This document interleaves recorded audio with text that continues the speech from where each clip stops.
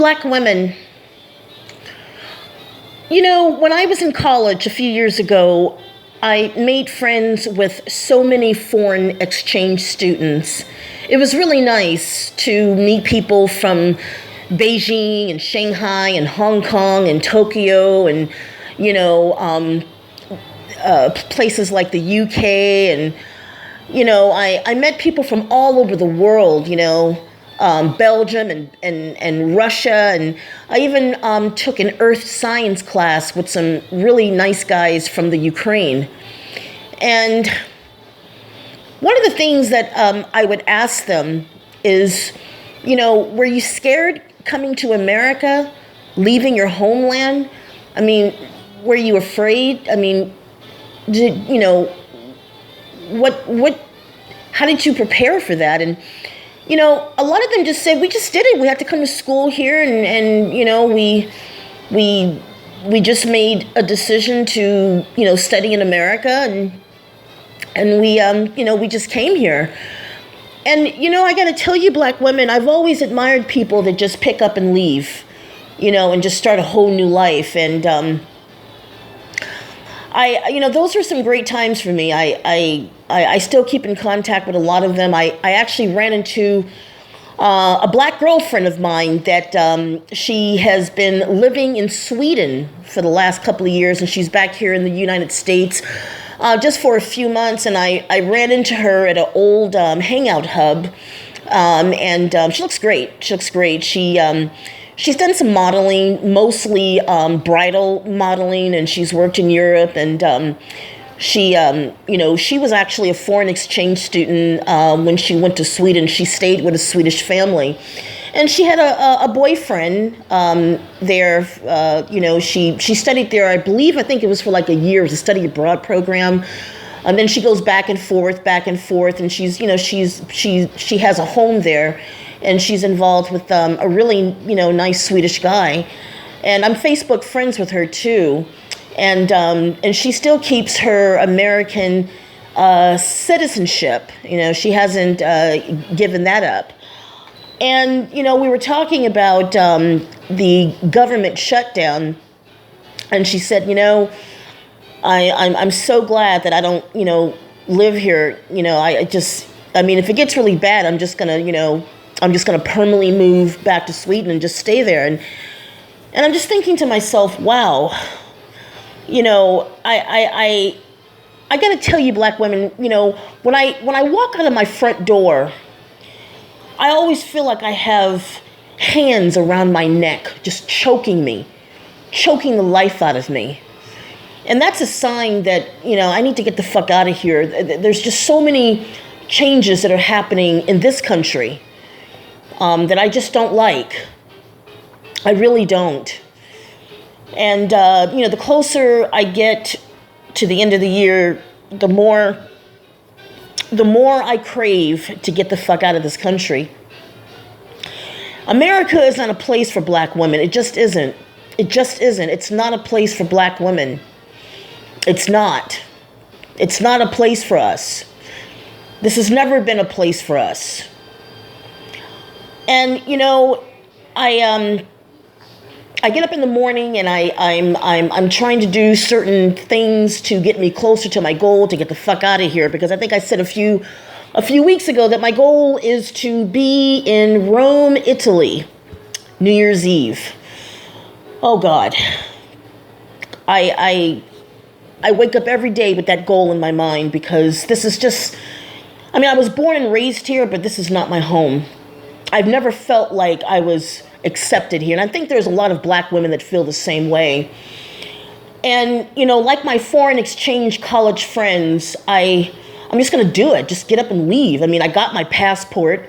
You know, I paid $183 fucking of my money to get that passport.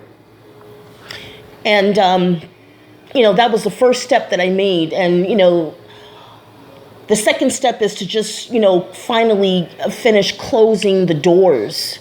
I'm going to keep in contact with my family, but it's going to be through social media. I think I told you guys before, when I leave, I ain't coming back. I'm not coming back. For what? Europe is an older country. It's more sophisticated, more refined. People are more racially open-minded. I mean, I do understand that there's a lot of, North African Muslims there, but the problem that's over in Europe, that's a Muslim thing, not a race thing. Anybody can be a Muslim. You don't have to be Arab or Persian to be a Muslim. Anybody can be a Muslim. So the problems that are happening in Europe right now is a Muslim problem. It's not a black problem. Black people have always lived in Europe.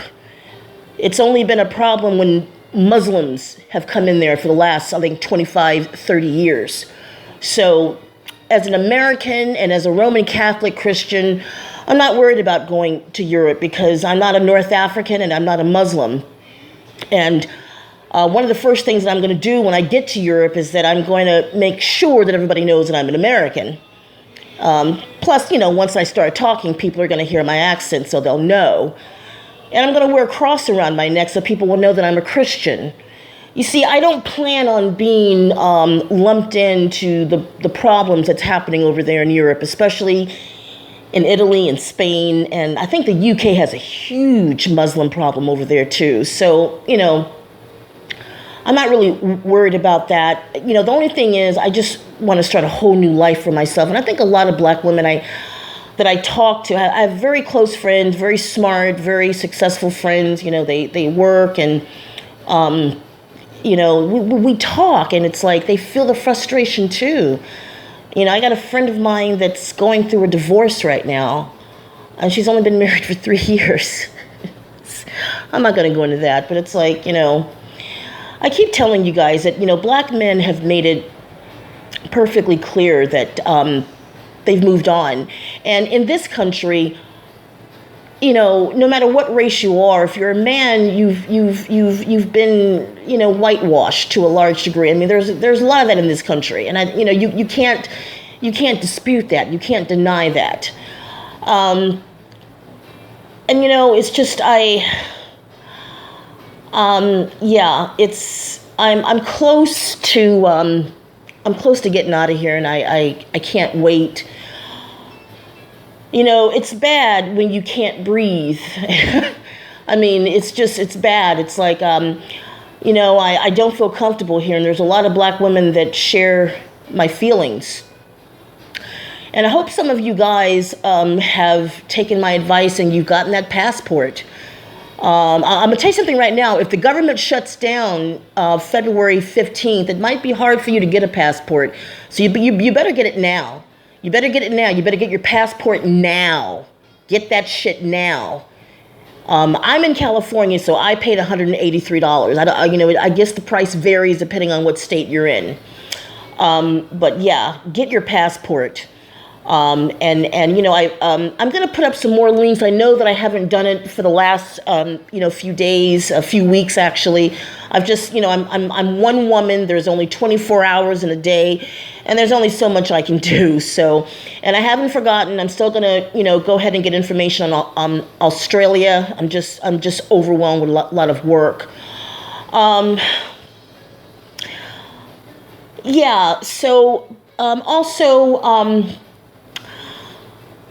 I am going to be doing some research on U.S. California Senator Kamala Harris. I don't know. She's getting a lot of backlash. I don't really know that much about her. I'm going to do a little research on her. I know she was a prosecutor. I know she's put a lot of people behind bars. The whole problem that I think people have with her is that she's put a lot of black men behind bars. So...